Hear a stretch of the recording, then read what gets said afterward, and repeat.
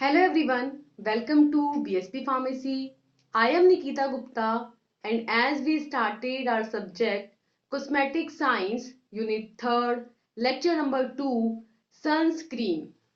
जैसे कि हमने स्टार्ट किया था हमारा सब्जेक्ट कॉस्मेटिक साइंस और इसकी यूनिट 3rd को हम डिस्कस कर रहे थे जिसके अंदर हमने स्टार्ट किया था हमारा topic of discussion that is sunscreen.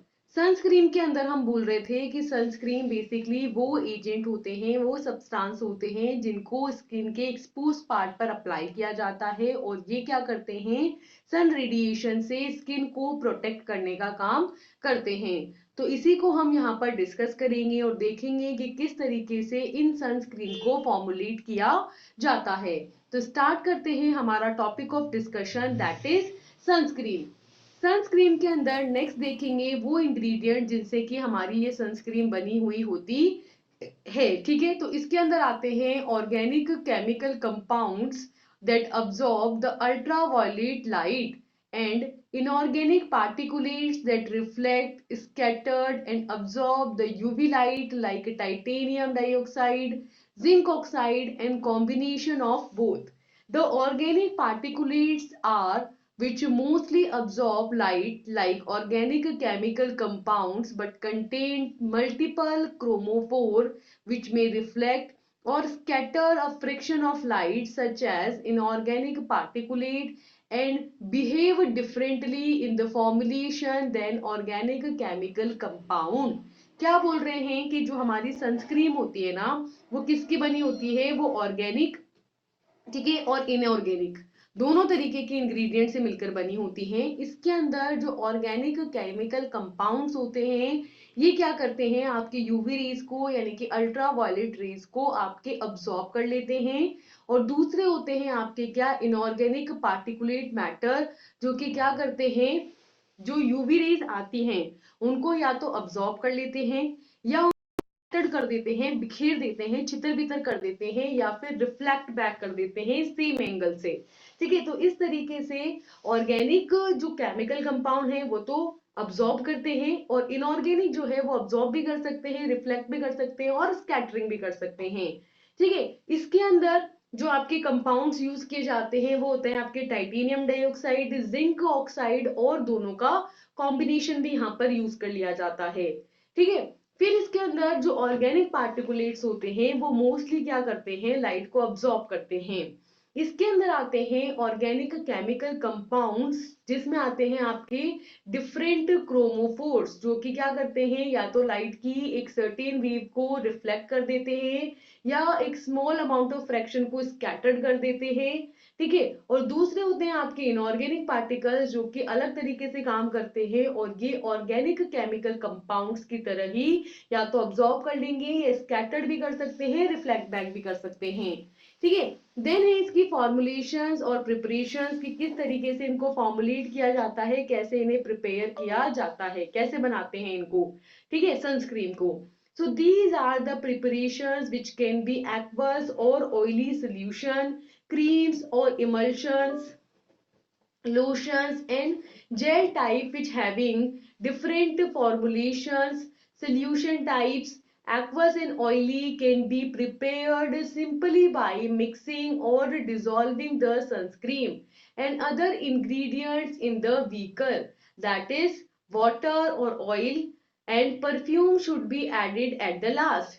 These cream preparation are of emulsion type and are prepared by taking the ingredients of oil phase and aqueous phase separately and heating to liquefy or dissolve all the ingredients and then mixing them together with a continuous stirring till the cream is produced। क्या बोल रहे हैं कि इसके अंदर वो सारी आपके प्रिपरेशंस आती हैं जिनका नेचर कैसा है कि या तो वो एक्वस सोल्यूशन होंगी, ठीक है, या फिर ये ऑयली सोल्यूशन की फॉर्म में हम प्रिपरेशन बना सकते हैं, क्रीम फॉर्म में बना सकते हैं। क्रीम मतलब ऑयल इन वाटर या वाटर इन टाइप का आपके इमल्शन होगा। ठीक है, या हम बोल रहे हैं कि इमल्शन हो सकता है, लूशन हो सकता है आपकी, या जेल टाइप का आपका नेचर हो सकता है जिसकी डिफरेंट आपके फॉर्मुलेशन होंगी। इसके अलावा इसके अंदर सोल्यूशन टाइप हो सकता है, ये एक्वस हो सकता है, नेचर में ऑयली हो सकता है।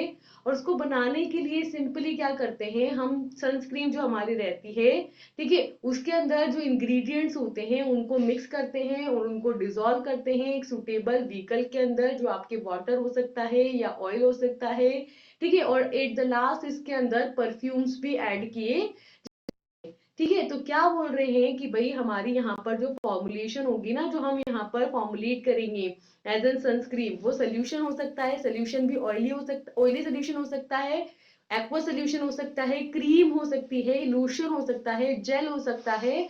और इनको सिंपली हम कैसे बनाते हैं कि भाई हम सिंपली सारे इंग्रेडिएंट को डिसॉल्व कर लेंगे उसमें, वाटर को या जो भी हमारा व्हीकल होगा, ऑयल होगा, उसको अच्छे से उसमें डिसॉल्व करके प्रॉपरली पेस्ट बना के, सोल्यूशन बना करके उसमें एक जो भी हमको ऐड करना होगा वो फ्लेवरिंग एजेंट या परफ्यूम ऐड करके सनस्क्रीन बना ली जाएगी, ठीक है। यहाँ पर जब हम क्रीम प्रिपरेशन बनाते हैं तो वो इमल्शन टाइप की होती है। उसको बनाने के लिए सिंपली सारे जो ऑयल फेज वाले इंग्रेडिएंट होंगे उनको एक तरफ मिक्स कर लेंगे, सारे जो एक्वस फेज वाले इंग्रेडिएंट्स होंगे उनको एक तरफ मिक्स कर लेंगे, और फिर हीट करके दोनों को लिक्विफाई करके एक इंग्रेडिएंट को दूसरे के अंदर डिसॉल्व किया जाता है, कंटिन्यूअसली मिक्स करते हुए क्रीम फॉर्मुलेट यहाँ पर की जाती है, ठीक है। तो इस तरीके से यहाँ पर फॉर्मुलेशन की जाती है, प्रिपरेशन की जाती है किसकी, सनस्क्रीन की।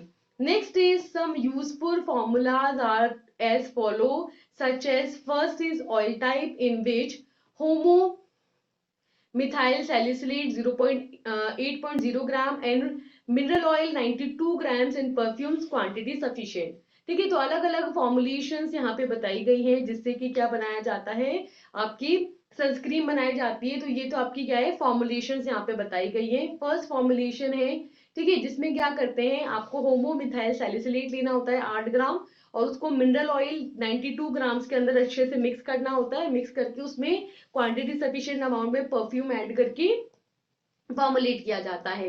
देन जो सेकेंड फॉर्मुलेशन होती है हमारी, उसके अंदर इंग्रेडिएंट्स होते हैं homomethyl salicylate, mineral oil, isopropyl myristate and perfume.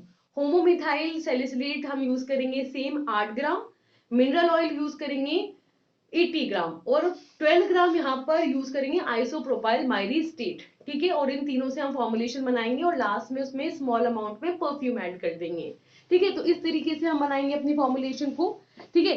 Next है दैट, यहाँ पर हमने क्या किया है, सिंपली आपको फॉर्मुलेशन देख के समझ में आ रहा होगा कि मिनरल ऑयल का 12 ग्राम हमने रिप्लेस किया है किसके साथ, आइसोप्रोपाइल माइरिस्टेट के साथ। इससे क्या हुआ कि this isopropyl myristate can also be replaced by isopropyl palmitate, and preparation is simple by using solution technique. Mix the perfume, color and preservative with isopropyl myristate, then mix the sunscreen agent with oil and later mix both the preparation together. क्या isopropyl माइरिस्टेट जो होता है उसको आप replace कर सकते हैं isopropyl palmitate के साथ, यानी कि अगर माइरिस्टेट ना हो तो पाल्मिटेट भी डाल सकते हो, ठीक है। और इसको प्रिपरेशन करने के लिए सिंपली आपको सोल्यूशन टेक्निक के थ्रू यहाँ पर सोल्यूशन फॉर्म करना है, उसमें परफ्यूम ऐड करना है, उसमें कलरिंग एजेंट डालना है, उसमें प्रेजर्वेटिव डालना है, और उसको मिक्सचर जो रहेगा उसको उसमें सनस्क्रीन एजेंट मिला करके पहले ऑयल इंग्रेडिएंट अलग, वाटर इंग्रेडिएंट अलग, फिर हीटिंग करते हुए एक इंग्रेडिएंट को दूसरे के अंदर मिक्स करना है, क्रीम बन जाएगी, लास्ट में परफ्यूम, प्रेजर्वेटिव और कलर डाल देना है, तो फॉर्मुलेशन आपके बनके तैयार, ठीक है। थर्ड जो आपके पास यहाँ पर आता है, तीसरा है आपकी क्रीम टाइप की फॉर्मुलेशन। इसके अंदर जो इंग्रेडिएंट चाहिए होंगे आपको वो है homomethyl salicylate 8 gram same, non ionic emulsifier which is 27.5 gram, mineral oil 2 gram, spermaceti 5 gram, ठीक है। तो ये आपके इंग्रेडिएंट हैं जिससे भी आप बना सकते हैं आपकी फॉर्मुलेशन। इसके अंदर और ऐड किया जाएंगे क्या, ग्लिसरीन 5 ग्राम, वाटर 72.50 ग्राम, फिर लास्ट में ऐड करेंगे परफ्यूम, मिथाइल पैराहाइड्रोक्सी बेंजोइड और प्रोपाइल पैराहाइड्रोक्सी बेंजोइड। ये दोनों तो यहाँ पे प्रेजर्वेटिव का काम करेंगे, परफ्यूम उसको एक फ्रेग्रेंस देंगे, और ये आपके फॉर्मुलेशन बनाएंगे, ठीक है। नेक्स्ट है आपके फॉर्मुलेशन नंबर 4। इसको बनाने के लिए हमें चाहिए एंटीवायरस 8 ग्राम, स्टीरिक एसिड 17 ग्राम, आइसोप्रोपाइल माइरिस्टेट 6 ग्राम, एब्राकोल PGS इमल्सिफाइंग एजेंट 3.5 ग्राम, ट्राई इथेलोनामाइन 0.8 ग्राम, वाटर 80 ग्राम, परफ्यूम, प्रेजर्वेटिव और कलर क्वांटिटी सफिशिएंट। बेसिकली इन इंग्रेडिएंट से आपको क्या बना लेना है, आपकी फॉर्मुलेशन बना लेनी है और लास्ट में आपने परफ्यूम, प्रेजर्वेटिव और कलर मिला करके आपकी फॉर्मुलेशन पैक कर देनी है।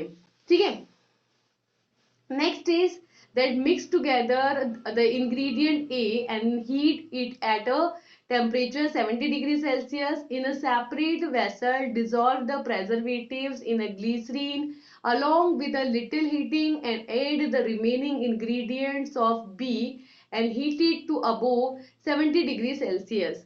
Then a mixture of B to A is slowly with a continuous stirring. Stir until cool and adding the perfume at above 30 degree Celsius. क्या बोल रहे हैं कि हम ए इंग्रेडिएंट लेंगे, उसको 70 डिग्री सेल्सियस तक हीट करेंगे। ठीक है, दूसरा वेसल लेंगे, उसके अंदर हम प्रेजर्वेटिव लेंगे, प्रेजर्वेटिव को ग्लिसरीन के अंदर मिक्स करेंगे, उसको थोड़ा सा हीट करेंगे। हीट करने के बाद जो रिमेनिंग इंग्रेडिएंट होंगे उसको आप इस बी के अंदर ऐड करोगे और इसको भी 70 डिग्री सेल्सियस तक हीट करोगे। इसके बाद ये जो बी का मिक्सचर बनाया है इसको धीरे धीरे ए के मिक्सचर में स्टीयर करते हुए डालोगे। जब ये ठंडा हो जाएगा तब लगभग 30 डिग्री तक आ जाएगा, तब इसमें परफ्यूम ऐड करके आपकी फॉर्मुलेशन बनके तैयार हो जाएगी। ठीक है, तो यहाँ पर जो हम इंग्रेडिएंट्स लेंगे वो होगा आपका आइसोप्रोपाइल माइरिस्टेट 2 ग्राम, एंटीवायरेट 10 grams, toilet spirit 88 gram and use preservative, perfume and colouring agent quantity sufficient. तो बेसिकली यहाँ पर हम क्या करते हैं, जो सिंपल से जैसे हम क्रीम बनाते हैं ना, अब क्रीम क्या होता है, हमारा इमल्शन होता है। तो इमल्शन जैसे बनाते हैं कि ऑयल फेस सारी एक तरफ लेकर और वाटर फेस सारी एक तरफ लेकर के हीटिंग करके 70 डिग्री सेल्सियस तक सोल्यूशन बना लेते हैं। फिर एक इंग्रेडिएंट को दूसरे इंग्रेडिएंट में ऐड करते हैं स्टीयर करते हुए। ठीक है, तब क्रीमी पेस्ट बन जाता है और लास्ट में उसको ठंडा करके उसमें परफ्यूमिंग एजेंट डाल देते हैं। वैसे ही यहाँ पर सनस्क्रीन बनाई जाएगी। सनस्क्रीन और क्रीम में कोई डिफरेंस नहीं है, बस इतना सा है कि सनस्क्रीन सन से प्रोटेक्शन देगी, उसके अंदर कुछ ऐसे इंग्रेडिएंट डाले जाएंगे जो सन रेज को अब्सॉर्ब कर सकते हैं या रिफ्लेक्ट कर सकते हैं या स्कैटर्ड कर सकते हैं। बाकी सिंपली जैसे हम क्रीम बनाते हैं वैसे ही यहाँ पर क्रीम बनती है। ठीक है, नेक्स्ट देखो, नेक्स्ट एक और फॉर्मुलेशन है हमारे पास, फॉर्मुलेशन नंबर 6। इसको बनाने के लिए dissolve antivirate in an isopropyl myristate, dissolve perfume and color in the spirit and mix them both। क्या कर रहे हैं कि एंटीवायरल को आइसोप्रोपाइल माइरिस्टेट में डिसॉल्व करके फाइनली उसमें परफ्यूम और कलर मिला करके, ठीक है, जो कि हमने स्प्रिट में डिसॉल्व कर रखे थे, उसको दोनों को मिक्स कर देना और आपकी फॉर्मुलेशन तैयार। ठीक है, तो फॉर्मुलेशन नंबर 6 के लिए हमें जो इंग्रेडिएंट्स चाहिए वो है filtrosol 8005 grams, mineral oil 10 gram, stearic acid 2 gram, paraffin wax 1 gram, bee wax 2 gram, petroleum jelly 5 grams, silicone fluid 8 grams, polyethylene glycol monostearate 5 grams, triethanolamine 2 gram, water 60 gram, perfume quantity sufficient and preservative is also quantity sufficient.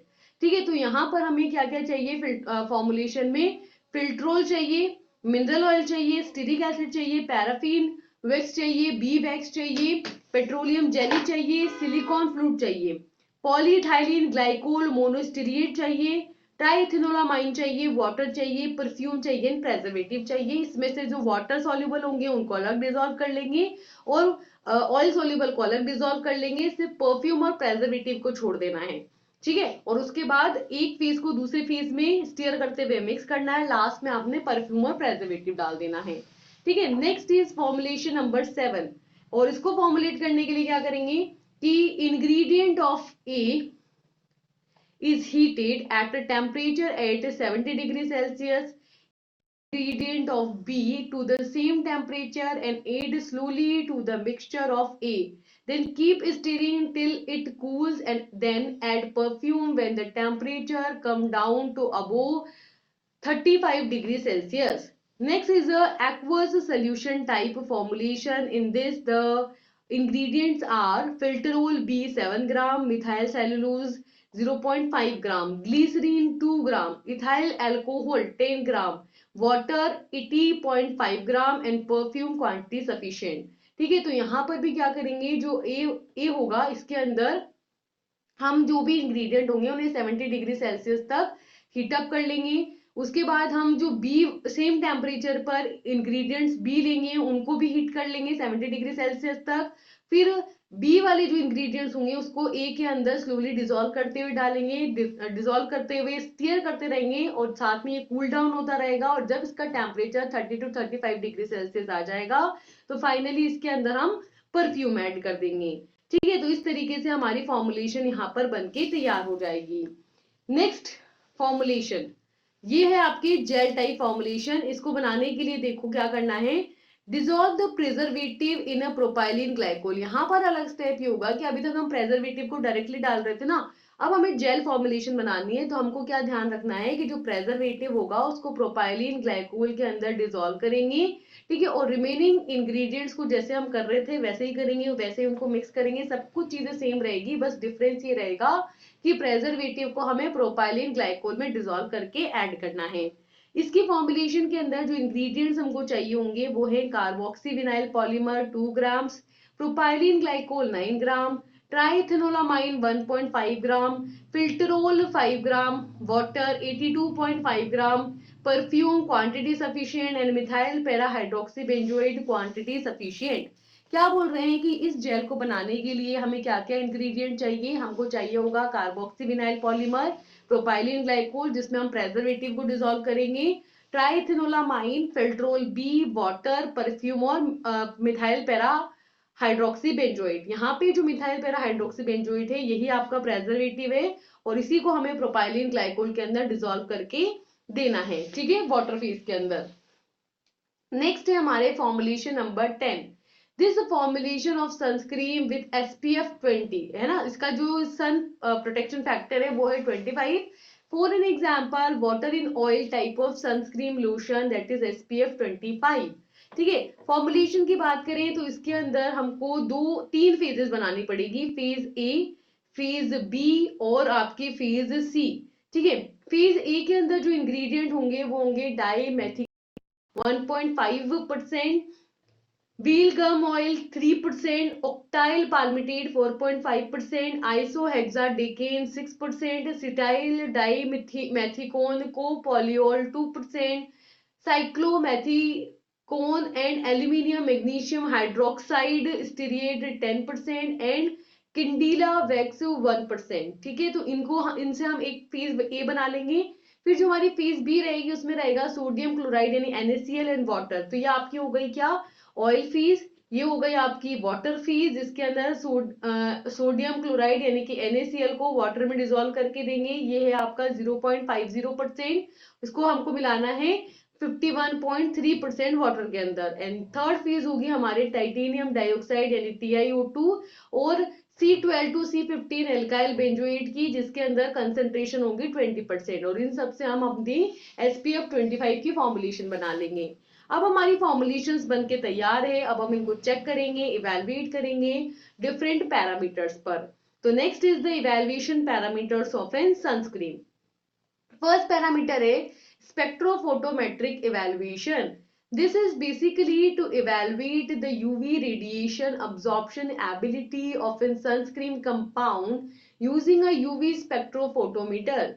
Here a specific concentration of a substance is taken of the preparation, molar extension coefficient and absorbency can be determined and compared with the standard substance. पहला जो आपका evaluation का parameter होगा वो होगा spectrophotometric evaluation. इसके अंदर simply हमें क्या करना है, जो यूवी रेडिएशन के अब्सॉर्ब करने की एबिलिटी है हमारे सनस्क्रीन की उसको हमें चेक करना है। इसके लिए हम क्या करेंगे, यूवी स्पेक्ट्रोफोटोमीटर को यूज करेंगे।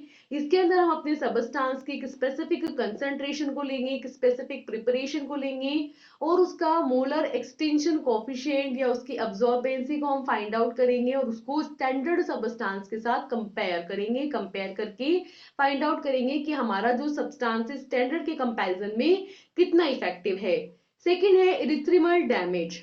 इन this It is important to estimate the erythromal effective radiation or electron square centimeter that is transmitted by the suntan preparation. The erythromal energy is the product of the solar energy which is transmitted through the film of suntan preparation and the effectiveness factor at the wavelength. ठीक है, तो इरिथ्रिमल damage का मतलब हमें ये check करना है कि हमारे जो इरिथ्रिमा है, ठीक है, उसको कितना डैमेज करता है। तो यहाँ पर ये भी एस्टिमेट करना जरूरी है कि जब हमारी सन रेज इस सनस्क्रीन के ऊपर आके गिरती है, अगर वो अब्सॉर्ब करती है तो इरिथ्रिमा को कितना ये क्या करती है, अफेक्ट करती है। तो यहाँ पे इरिथ्रिमल इफेक्टिव रेडिएशन या ई विट्रोन को फाइंड आउट किया जाता है, जिसके अंदर क्या करते हैं, सन टेन प्रिपरेशंस जो है उनको लेते हैं और उससे कितनी सन रेज ट्रांसमिट होती है ये चेक किया जाता है। यहाँ पर इरिथ्रिमल एनर्जी जो है आपकी प्रोडक्ट होती है किसका, सोलर एनर्जी जो ट्रांसमिट हो रही है, ठीक है, सन टेन प्रिपरेशन की जो एक फिल्म होती है, जब हम सन टेन क्रीम लगाते हैं ना तो उसकी जो प्रिपरेशन होती है उसकी फिल्म आप अप्लाई करते हैं तो कितनी सोलर एनर्जी इससे ट्रांसमिट हो पाती है उसको यहाँ पर मेजर करना है और उसी के बेसिस पर हम क्या निकालते हैं, इफेक्टिव फैक्टर, जो वेवलेंथ है उसका इफेक्टिव फैक्टर यहाँ पर फाइंड आउट करते हैं। ठीक है, तो यहाँ पर इरिथ्रिमल इफेक्टिव रेडिएशन या ई विट्रोन यहाँ पर एस्टिमेट किया जाता है। थर्ड होता है आपकी क्या, सन screen index.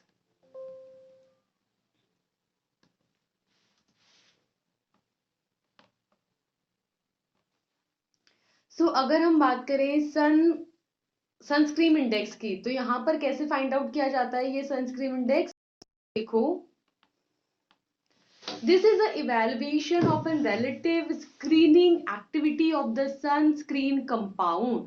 This is a measurement of extinction coefficient at 308 nanometer and comparison with the others. In this, 308 is a peak wavelength for an effective sunburn. In vitro skin testing is done for. This is a direct test on animal skin and particularly for the rabbits. In this, the side is normally used either backside, as in this side have a maximum sensitivity, and the preparations are applied on a specific side and exposed to radiation along with the controlled unprotected side for a specified period of time, and then the effects are observed at the end of the period. And several factors are variable like radiation source, size of the test field, etc. can be taken care during the test so they may influence the result. क्या बोल रहे हैं sunscreen index के बारे में कि ये जो सनस्क्रीन इंडेक्स हम निकालते हैं ना इसको रिप्रेजेंट करते हैं SI से। ठीक है, ये बेसिकली एक इवैल्यूएशन होता है जिससे कि जो हमारे सनस्क्रीन कंपाउंड्स होते हैं, सनस्क्रीन्स होती हैं, उनकी स्क्रीनिंग एक्टिविटी को पता किया जाता है। ठीक है, यहाँ पर हम क्या करते हैं, जो एक्सटेंशन कोफिशिएंट होता है उसको मेजर करते हैं। ठीक है, जो आपके 308 नैनोमीटर पे होता है और उसको हम जो इफेक्टिव सनबर्न होता है उसके साथ यहाँ पर कंपेयर करते हैं।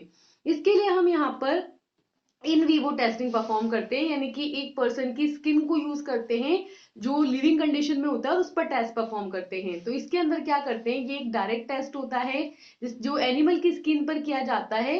ठीक है, ह्यूमन स्किन पे नहीं, एनिमल स्किन पे करते हैं, पर्टिकुलरली रैबिट पे करते हैं क्योंकि रैबिट की स्किन काफी ज्यादा सेंसिटिव होती है। और जो साइड हम यहाँ पर चूज करते हैं वो क्या होता है, उसकी बैक साइड होती है जो कि बहुत ही ज्यादा सेंसिटिव होती है, इसलिए उसको यूज करते हैं यहाँ पे। ठीक है, यहाँ पर हम क्या करते हैं, अपनी प्रिपरेशन को लेते हैं, उसके उस स्पेसिफिक साइट पर अप्लाई करते हैं और देखते हैं और वहां पर रेडिएशंस के एक्सपोजर में उसको लाते हैं। ठीक है, उस अनप्रोटेक्टेड साइट को, और देखते हैं एक स्पेसिफिक पीरियड ऑफ टाइम तक, और जो भी इफेक्ट्स यहाँ पर देखने को मिलते हैं उनको ऑब्जर्व करते हैं। ठीक है, और यहाँ पर देखते हैं कि कुछ पर्टिकुलर आपके फैक्टर्स होते हैं जो कि रेडिएशन सोर्स होते हैं हमारे, तो उन फैक्टर्स को कंसिडर करते हैं। जो टेस्ट फील्ड होता है उसके साइज को कंसिडर करते हैं। ठीक है, इनको कंसिडर किया जाता है क्योंकि ये क्या करते हैं, आपकी रिजल्ट को इन्फ्लुएंस कर सकते हैं कि कितना लाइट सोर्स की वो एक्सपोजर में आ रहा है ना, रेडिएशन सोर्स किस तरीके का है, ये सारे आपके रिजल्ट को अफेक्ट कर सकते हैं। तो बेसिकली हम यहाँ पर क्या करते हैं, जो रिजल्ट्स आते हैं उनको ऑब्जर्व करते हैं। क्लियर है, तो ऐसे क्या निकालते हैं हम, SI यानी कि सनस्क्रीन इंडेक्स निकालते हैं। क्लियर हो गई ये बात। तो इस तरीके से जो फाइंड आउट किया जाता है वो है आपका एसपीएफ वैल्यू, यानी कि सनस्क्रीन प्रोटेक्शन फैक्टर। ठीक है, ये सनस्क्रीन प्रोटेक्शन फैक्टर क्या है? It is MED with sunscreen product and MED without the sunscreen product. ठीक है, तो एसपीएफ कैसे निकालते हैं? एसपीएफ यानी कि sun protection factor is a measure of how well a sunscreen will protect the skin from the UVB rays, which is a kind of radiation that causes the sunburn, damages the skin, and can contribute to the skin cancer. This sun protection factor or SPF defined as the number of timing longer than can be spent in the sun in achieving the same degree of tanning or burning as that achieved without the protect। ठीक है, तो simply यहाँ पे SPF निकालने के लिए क्या करते हैं? एसपीएफ निकालने के लिए दोनों मेजर करते हैं, एक बार तो सनस्क्रीन लगा करके और एक बिना सनस्क्रीन लगाए, दोनों का MED निकालते हैं। ठीक है, तो यहाँ पर क्या करते हैं, ये देखना रहता है कि जो आपकी सनस्क्रीन है वो कितना ज्यादा आपकी स्किन को प्रोटेक्ट कर रही है अल्ट्रावायलेट बी रेडिएशन से। तो ये वो रेडिएशंस होती हैं जो सन बर्न के लिए रिस्पॉन्सिबल होती हैं, स्किन को डैमेज करती हैं और स्किन कैंसर के लिए भी रिस्पॉन्सिबल होती हैं। ठीक है, तो यहाँ पर हम निकालेंगे एसपीएफ यानी कि सन प्रोटेक्शन फैक्टर, जिसका मतलब है कि जब आपकी सन रेडिएशंस की कांटेक्ट में आ रही है आपकी स्किन, तो जब आपने सनस्क्रीन प्रोडक्ट लगा रखा है तब वहां पर कितना अफेक्ट हो रहा है, तब कितना सनबर्न हो रहा है, और जब नहीं लगा रखा तो कितना सनबर्न हो रहा है। तो यहाँ पर हम देखते हैं कि सेम डिग्री ऑफ टेनिंग या बर्निंग जो अचीव होती है without the product and with the product, दोनों को रेशियो लिया जाता है और एसपीएफ निकाला जाता है। ठीक है, then है on the basis of value these sunscreen can be classified into the following types। तो next है classification of the sunscreen। Sunscreen को 5 मेजर क्लासेस के अंदर क्लासिफाई किया गया है। फर्स्ट है आपकी प्रोटेक्शन लेवल, सेकंड है maximum, high, medium and low. 5 categories है जिसके अंदर सनस्क्रीन को क्लासिफाई किया है। फर्स्ट है प्रोटेक्शन लेवल, इस लेवल पर सिर्फ आपकी सनस्क्रीन क्या रहती है? प्रोटेक्ट करने का काम करती है। ठीक है, तो जैसे यहाँ पर अगर प्रोटेक्शन लेवल मैक्सिमम है तो यहाँ पर एसपीएफ की वैल्यू जो है 50 से ज्यादा आएगी। अगर प्रोटेक्शन लेवल हाई है तो यहाँ पर 30 से 50 के बीच में होगी, जहां पर 1/50 of the UVB gets through to the skin and blocking about 98%। ठीक है, तो यहाँ पर जो रेंज होती है वो होती है 30 से 50%, और इसके अंदर जो अल्ट्रावायलेट बी रेज होती है वो स्किन को पेनिट्रेट और 98% तक ब्लॉक कर देती है।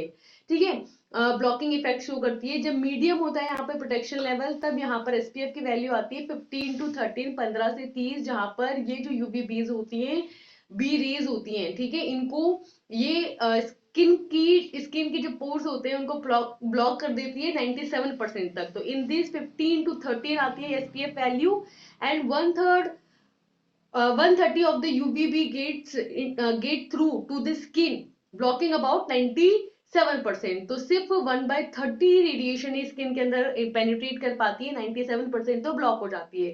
ध्यान रखो, हाई के अंदर 98% ब्लॉक हो रही है, मीडियम के अंदर 97% तक ब्लॉक हो रही है, और लो के अंदर 93% तक यहाँ पर ब्लॉकिंग हो जाएगी। ठीक है, तो इस तरीके से जो थर्ड होता है आपका लो, उसके अंदर एसपीएफ वैल्यू आती है 2 to 15, that means 115 of the UVB rays get through to the skin and blocking about 93%। ठीक है, तो यहाँ पर क्या बोल रहे हैं कि भाई हाई के अंदर जो वैल्यू आएगी वो आएगी 30 to 50, मीडियम आएगी 15 to 30, और लो के अंदर आएगी 2 to 15। ठीक है, तो इस तरीके से एसपीएफ वैल्यू क्या बताती है? ये बताती है कि जो हाई होता है ना उसके अंदर तो जो ब्लॉकिंग कैपेबिलिटीज होती है वो 98% होती है, मीडियम के अंदर 97, और लो के अंदर 93% तक यहाँ पर ब्लॉकिंग एबिलिटीज होती हैं। ठीक है, नेक्स्ट है on the basis of type of skin SPF can be classified into 6 categories. First is always burn easily and never tens. Second is always burn and tense minimally. Third is burn moderately and tense gradually. Fourth is burn minimally and always tan well. Fifth is barely burns and tense profusely. And sixth is the never burns and becomes deeply pigmented. ठीक है, तो यहाँ पर 6 type के आपकी SPF value आती हैं। अलग अलग स्किन टाइप के लिए। पहली स्किन टाइप है कि वो स्किन जो हमेशा इजीली बर्न हो जाती है लेकिन टैन नहीं होती कभी, तो उनके लिए सही रहती है एसपीएफ, जब एसपीएफ 8 मोर देन 8 वाली एसपीएफ वैल्यू की क्रीम यूज करनी चाहिए क्योंकि ये सेंसिटिव स्किन है।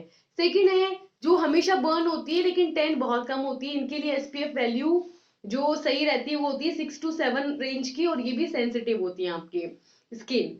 थर्ड है आपकी burns moderately and tans gradually, it varies from the SPF value 6 to 5 and the character is normal. Fourth is burns minimally but always tan well. For this SPF value 2 to 3 is preferred and the character is normal. Then the fifth is barely burns and tans profusely having the SPF value 2 and its character is insensitive. Then 6 is never burns and becomes deeply pigmented. For this no SPF is needed and it is insensitive.